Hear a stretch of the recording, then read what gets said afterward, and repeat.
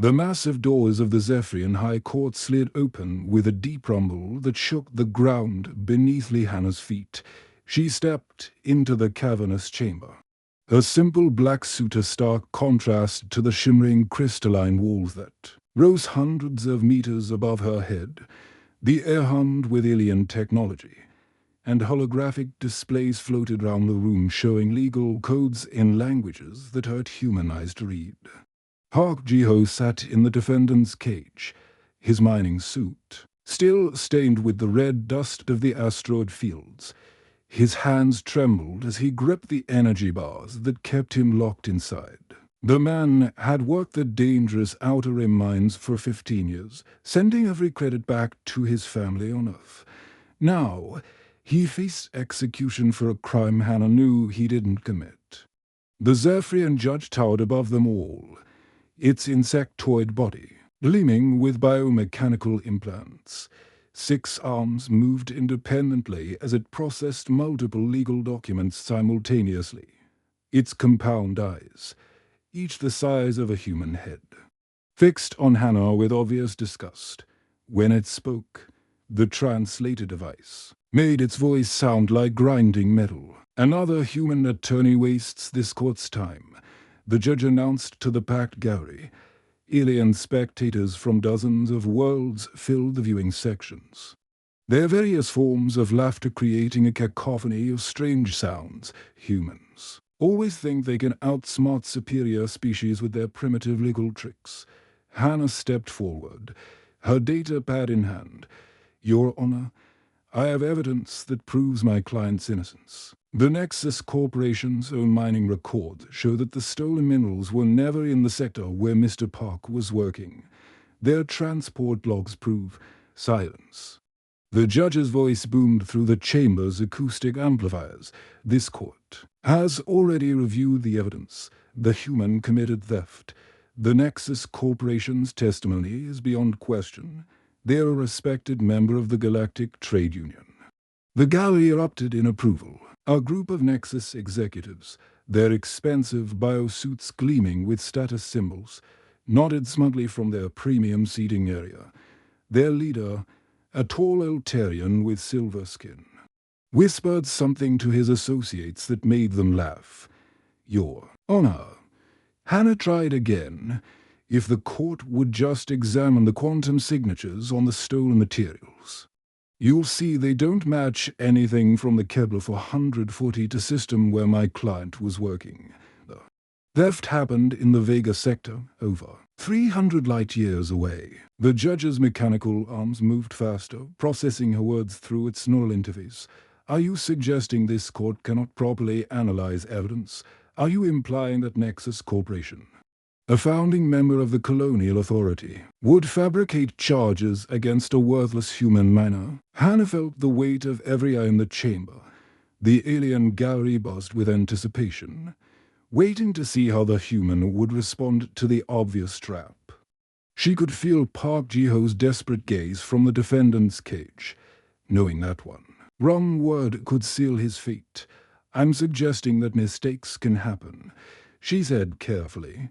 "Even the most advanced civilizations can overlook details when they're not looking for them. The quantum signatures don't lie." The judge's compound eyes flashed with anger. "Quantum signatures?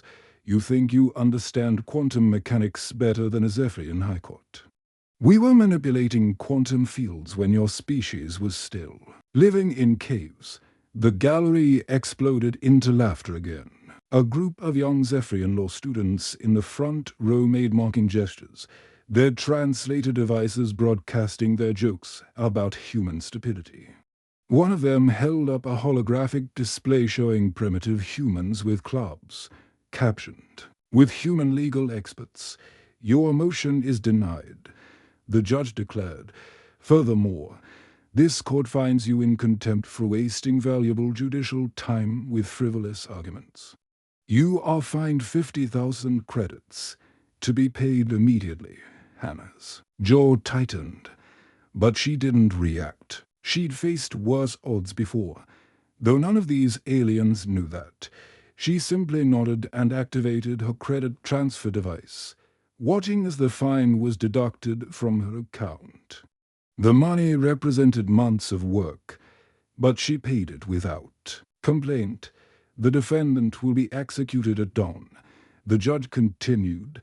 This court stands adjourned until the Nexus Corporation civil suit against the human colony proceeds tomorrow. As the gavel came down with a sound like thunder, Hannah turned to look at Park Ji-ho one last time.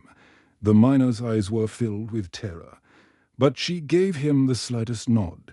In that moment, something passed between them, understanding that this wasn't over. The Nexus executives filed out smugly, their expensive hover chairs carrying them toward the exit. The judge's assistants began packing up the holographic evidence displays, clearly considering the case closed. The alien gallery chatted excitedly about the entertainment they just witnessed. But Hannah remained standing in the center of the courtroom, her expression unreadable. She gathered her data pad and legal documents with careful precision, showing no emotion as the chamber emptied round her. Only when the last alien had left did she allow herself a small smile.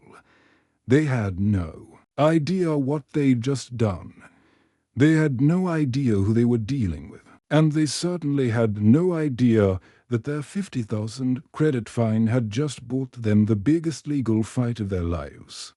Kim Min-ho crouched behind a stack of cargo containers in the Nexus Corporation's asteroid mining facility, his breath fogging inside his environmental suit.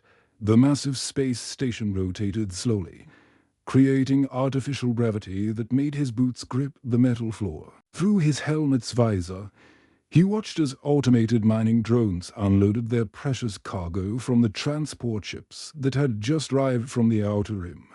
His scanner beeped softly as it detected the quantum signatures Hannah had told him to look for.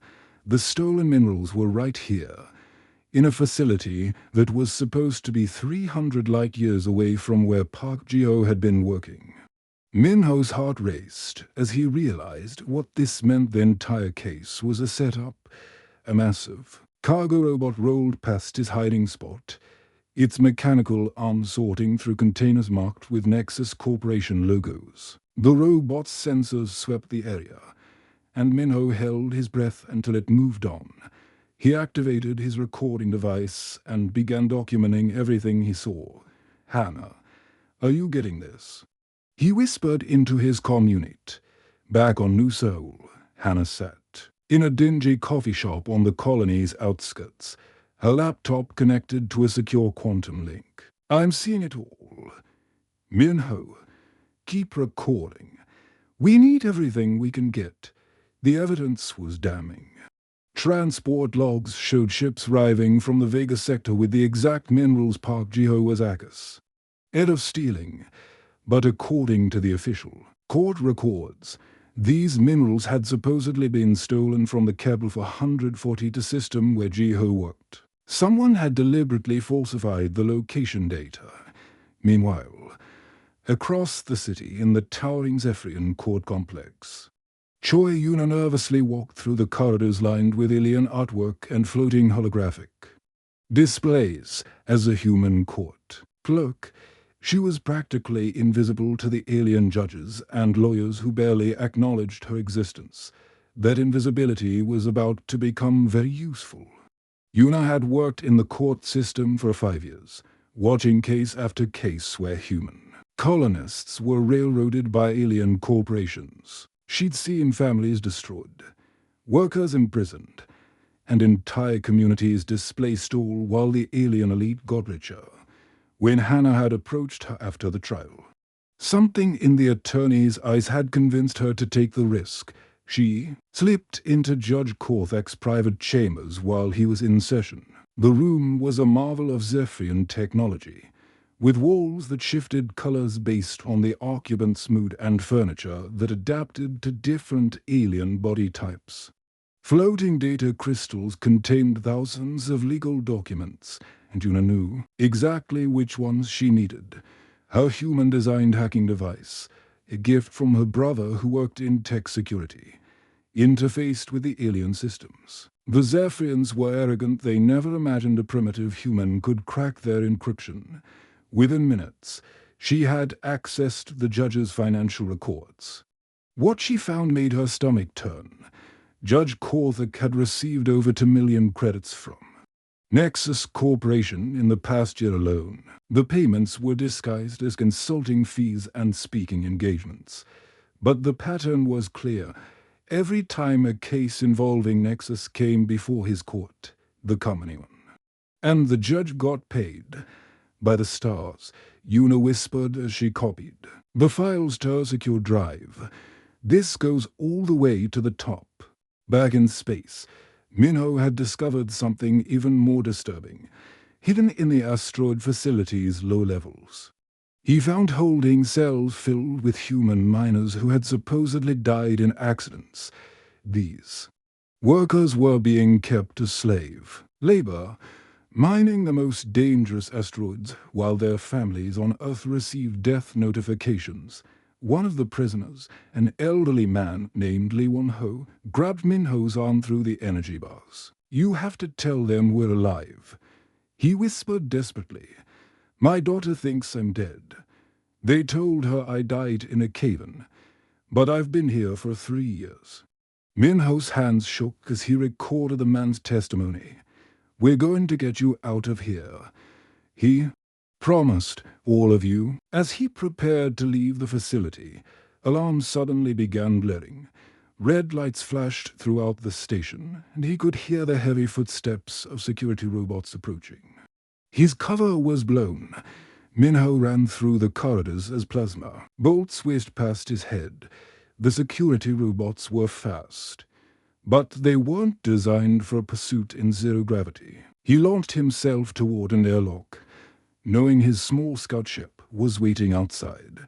The ship's engines roared to life as he barely made it aboard. Nexus fighters were already launching from the station's docking bays, their sleek forms cutting through space like silver arrows. Minho's ship was faster, but he had to get the evidence back to Hannah before they caught him. He engaged the quantum drive, and space twisted around him as he jumped to hyperspace. The evidence was safe, but now Nexus would know someone was investigating. Then, back on New Seoul, Hannah sat in her apartment, analyzing the data that Minho and Yuna had risked their lives together. The scope of the conspiracy was staggering. Nexus Corporation wasn't just framing individual workers, they were systematically enslaving human colonists across the entire sector. 12 judges had taken bribes. 47 human workers were being held in secret facilities, and the colonial authority, the supposed protector of human rights in this sector, was getting a cut of every illegal operation. Hannah's fingers moved across her keyboard as she began drafting legal documents that would expose the entire network. This wasn't just about saving Park Ji-ho anymore. This was about freeing thousands of human colonists who had been trapped in a system designed to exploit them. As she worked, her comm unit buzzed with an encrypted message from Minho. "Package delivered, but they know where." "Onto them. Be careful," Hannah smiled grimly as she continued typing. "Let them know." She had spent decades fighting impossible cases, and this one was about to become her masterpiece. The underground meeting room buzzed with nervous energy as holographic displays flickered around the chi. A QLED table. Sun Wook adjusted his glasses, his hands trembling slightly as he activated the secure quantum encryption that would keep their conversation hidden from alien surveillance networks. Beside him, Byrina checked her scanner one final time, making sure no listening devices had found their way into the abandoned subway tunnel beneath New Seoul's old district. "We're clean," Rena whispered, her voice echoing off the concrete. Walls covered in faded Earth cultural posters from the early colonial days. "But we don't have much time before the next patrol sweep." Hannah looked round the makeshift command center they'd set up in the forgotten tunnels. Ancient Earth technology mixed with salvaged alien equipment created a strange fusion of old and new. The smell of recycled air and machine oil filled the cramped space, reminding her of the early days when humans first arrived in this sector with nothing but hope and determination. Sun Wook activated a three-dimensional map that showed the entire colonial authority's judicial system. Red dots marked corrupt officials, and there were far too many of them. It's worse than we thought. Hannah, Judge Korthak was just the beginning. His fingers danced through the holographic interface, highlighting connections between officials and corporations. Judge Vexolo on Proxima Station has been taking payments from 3 different mining companies. Judge Dernak on the Kepler Colony Worlds has been splitting profits from illegal slave operations, and Judge Zilthara. He paused, his face grim. She's been selling human children to alien research facilities. Rena's face went pale. How many? Children, over 300 in the past 2 years, Sun Wook replied, his voice barely audible. They're listed as medical volunteers in the official records, but we found the real documentation. These kids are being used for genetic experiments. Hannah's jaw clenched as she stared at the evidence. Each red dot on the map represented thousands of human lives destroyed by systematic corruption. The scope was beyond anything she'd imagined when she first took Park Ji-ho's case. There's more, Rena said, pulling up another set of documents. The Colonial Authorities Director, Administrator Korthak, isn't just aware of the corruption he's running it. Every bribe, every illegal operation, every human trafficking ring goes through his office. He's been using his position to turn the entire sector into his personal empire. The tunnel shook slightly as a transport ship passed overhead, its engines causing dust to fall from the ceiling. Through the cracks in the concrete, they could see the lights of alien patrol drones sweeping the surface, searching for any sign of human resistance. We have enough evidence to bring down the entire system, Hannah said, studying the data.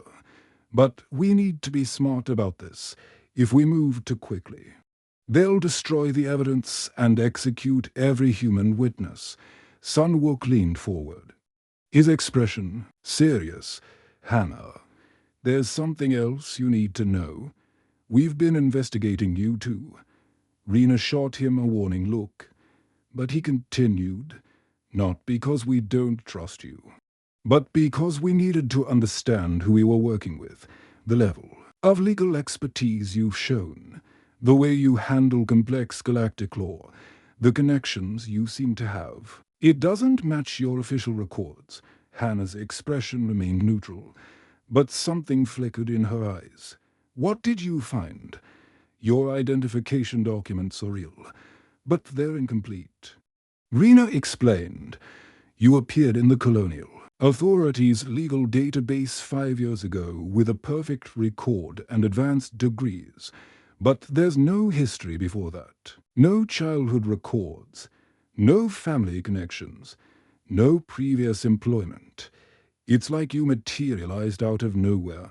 The tunnel fell silent except for the distant hum of alien machinery above.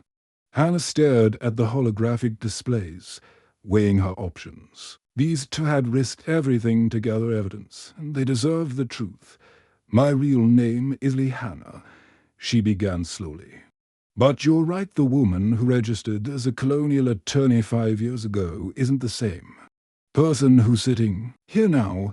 She stood and walked to the tunnel wall, touching one of the old Earth posters showing the Statue of Liberty. I was Chief Justice of the Terran Supreme Court for 12 years. I presided over the most important legal cases in human history, including the treaties that established our rights in alien space. Sun Wook's glasses nearly fell off his face.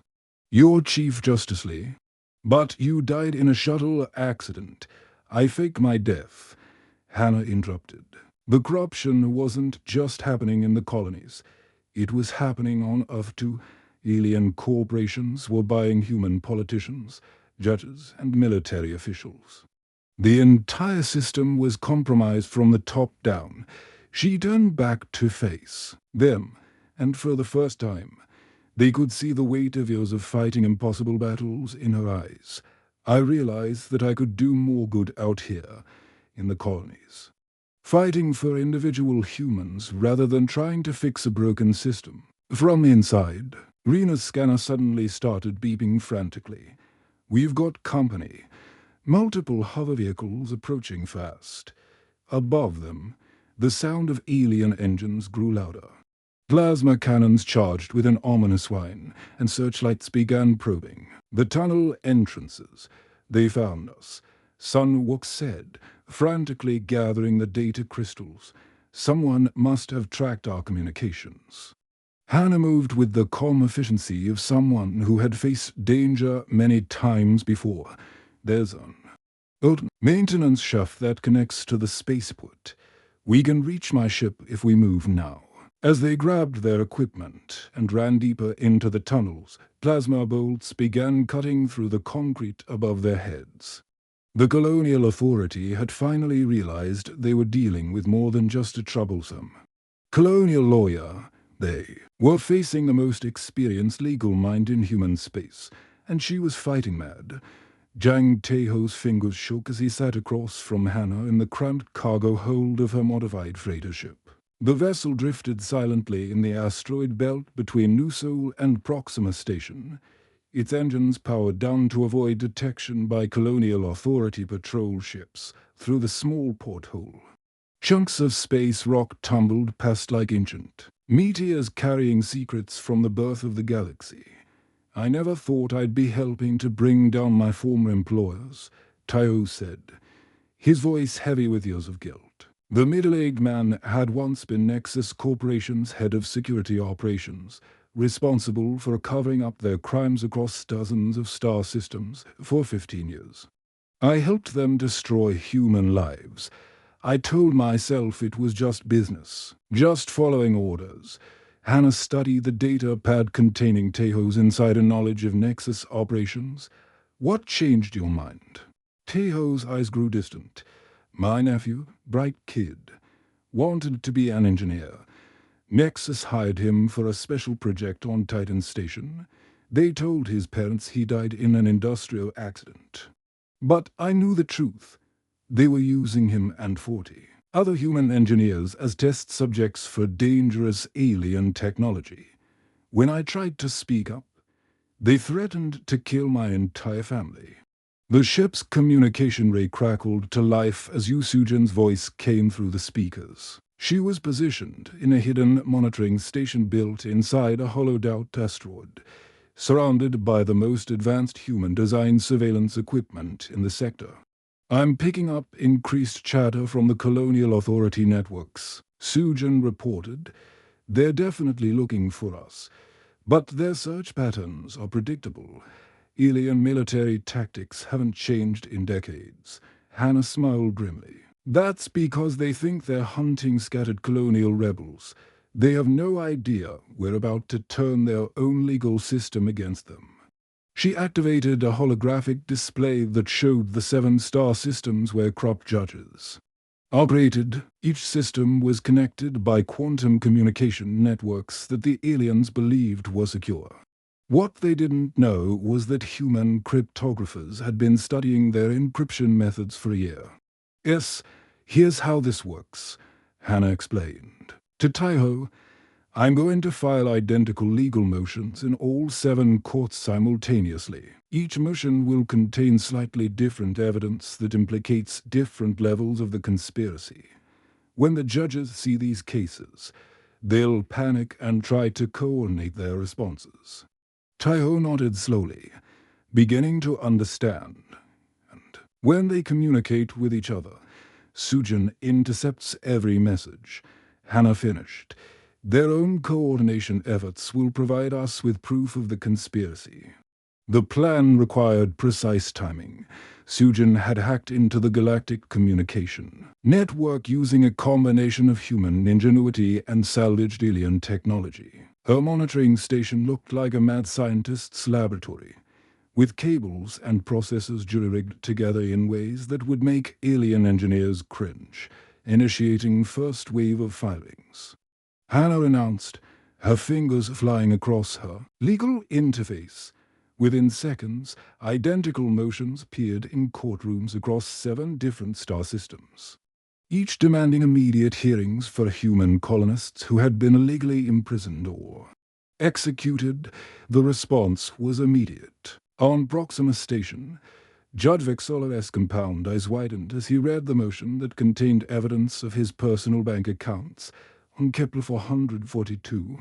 Judge Ternak's insectoid form trembled as he discovered that someone had documented his slave trading operations, and on the Outer Rim colonies, Judge Zilthar nearly fell from her floating platform when she saw photos of the human children she had sold to research facilities.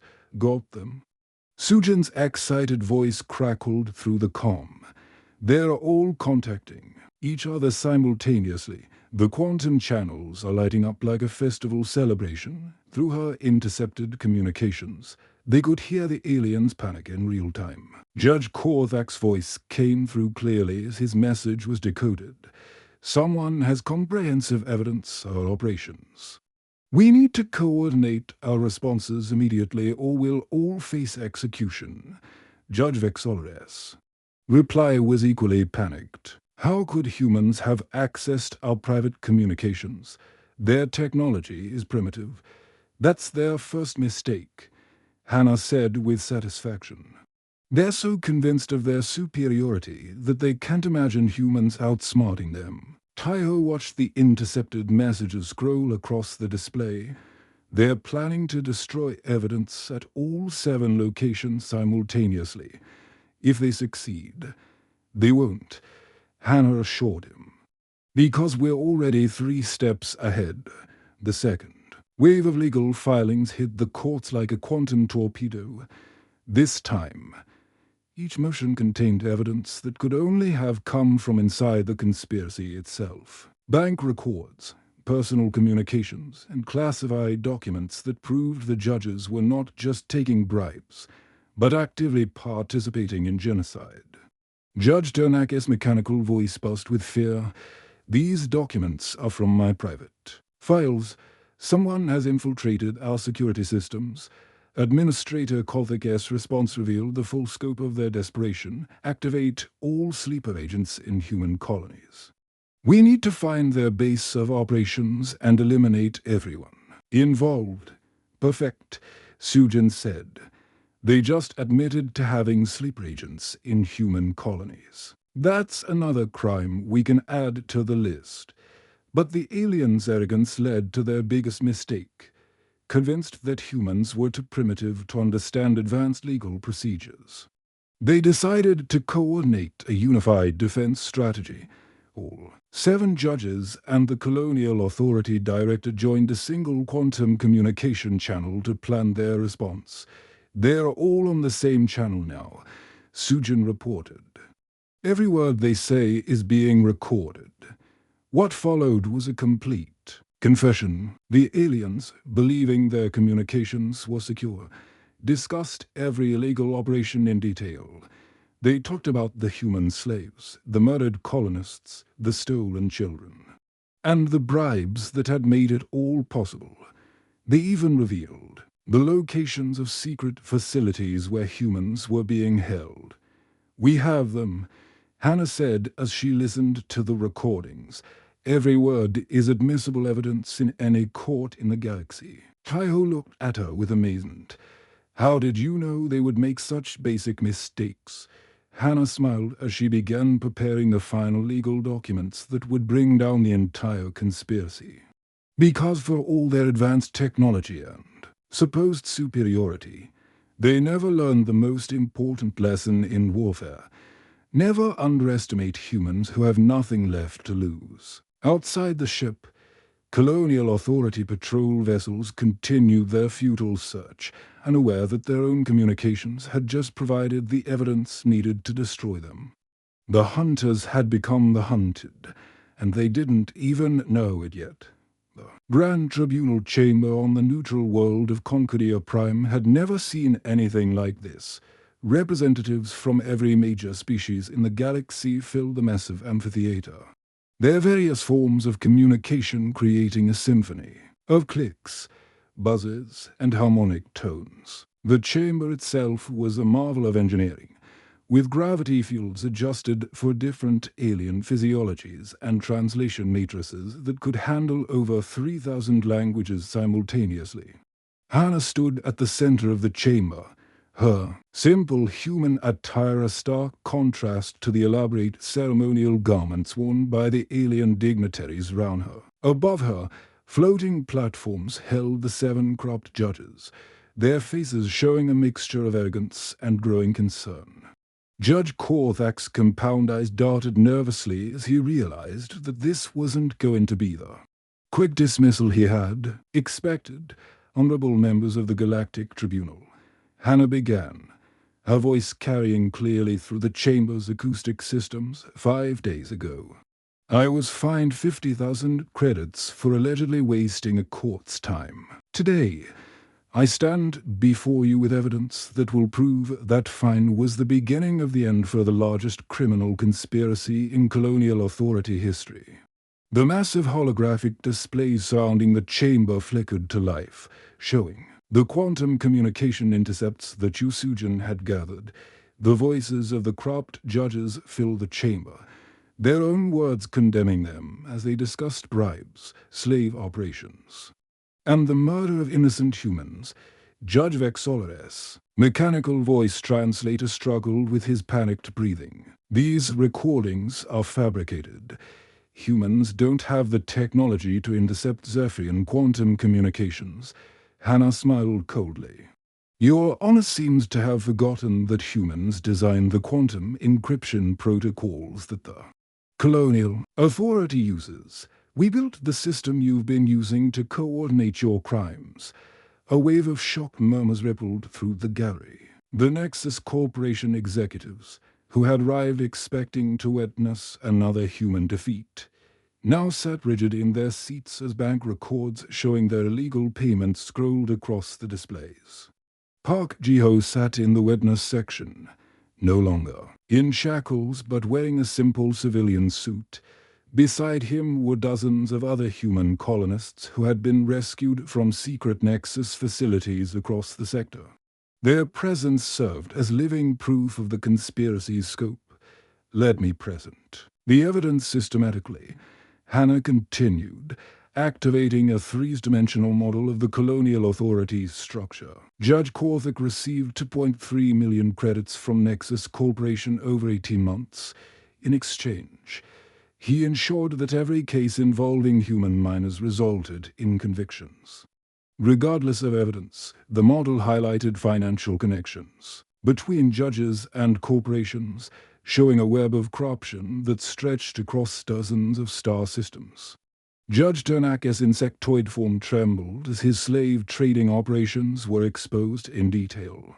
Complete with transport logs and prisoner manifests, Judge Ternak operated 17 illegal mining facilities using human slave labor. Hannah stated, when workers became too weak to continue, they were reported as industrial accidents while their families received forced death notifications. The evidence was overwhelming. Yusujan had not only intercepted the judges' communications, but had also hacked into their personal devices, revealing years of criminal activity. Video recordings showed human children being loaded onto transport ships bound for alien research facilities. Financial records proved that Administrator Korthak had personally profited from every illegal operation. Judge Zilthar attempted to defend herself, her crystalline voice ringing with false authority. These accusations are preposterous. The Galactic Tribunal cannot possibly believe that primitive humans could orchestrate such an elaborate investigation. Primitive humans, Hannah repeated, her voice carrying a dangerous edge. Let me tell you about these primitive humans. She gestured toward the gallery where Kim Min-ho sat with the other rescued colonists. Kim Min-ho infiltrated a heavily defended Nexus facility using nothing but human ingenuity and determination. He discovered not only the stolen minerals that framed Park Ji-ho, but also the prison facilities where your accidentally deceased workers were being held as slaves. The chamber's displays showed footage from Minho's infiltration, including his desperate escape as Nexus security forces pursued him through space.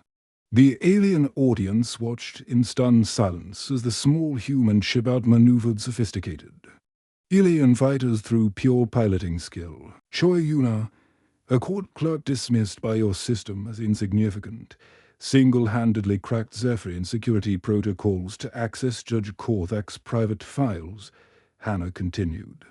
Her primitive human encryption techniques bypassed security, systems that your species considered impenetrable. Judge Korthak's mechanical arms flailed helplessly. This tribunal has no jurisdiction over colonial authority internal affairs. Actually, it does, Hannah replied, producing a document that made the alien judges recoil in horror. When you accepted payments from corporations operating in neutral space, you committed crimes under Galactic Trade Union law.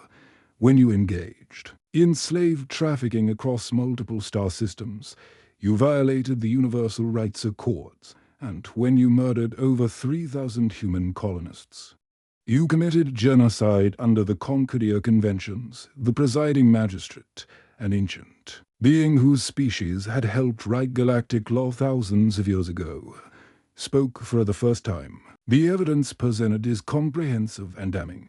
However, this tribunal notes that the defendant Hannah has not provided complete identification records. State your full credentials for the record. Hannah straightened, and for the first time, her humble demeanor fell away completely. I am Hannah, former Chief Justice of the Terran Supreme Court, architect of the human rights amendments to the Galactic Constitution, and principal author of the legal frameworks that govern interspecies justice in this galaxy. The chamber erupted in chaos. Alien diplomats who had spent years negotiating with the legendary Chief Justice suddenly realized they had been watching her work under an assumed identity. The corrupt judges, who had dismissed her as an insignificant colonial lawyer, now understood they had been facing the most experienced legal mind in human space. The 50,000 credit fine imposed by Judge Korthak, Hannah continued as order was restored, was levied against a sitting member of the Galactic Constitutional Court. That action alone constitutes an act of treason against the legal framework that governs this galaxy. The verdict was swift and decisive. Judge Korthak was sentenced to life imprisonment on a maximum security prison world. Judges Vexola and Tanak received similar sentences, while Judge Zilthara faced additional charges related to crimes against children. Administrator Korthak was stripped of his position and sentenced to 50 years of hard labor on the same mining worlds where he had sent human slaves. Nexus Corporation's assets were seized and distributed as compensation to the families of their victims. Park Ji-ho walked free, his name cleared and his family compensated for their suffering. The secret facilities were closed, and hundreds of human colonists were reunited with families who had thought them dead. As the tribunal session ended, Hannah stood once again in the center of the chamber. The 50,000 credit fine that had been meant to humiliate her had instead exposed a criminal conspiracy that had enslaved thousands and murdered even more. The aliens who had once laughed at human legal expertise now watched with newfound respect as she gathered her documents. They had learned, too late, that underestimating humans was the most dangerous mistake they could make. Park Ji-ho approached her as the chamber emptied. Chief Justice Lee, he said quietly, "Thank you for not giving up on us." Hannah smiled. The weight of years of hidden identity finally lifted from her shoulders. "I never stopped fighting for human rights, Mr. Park. I just found a different battlefield." Outside the chamber, transport ships waited to carry the freed colonists home to their families. The galaxy had learned that humans, when pushed too far, would fight back with everything they had, and sometimes that was more than enough to bring down empires built on cruelty and corruption. The end.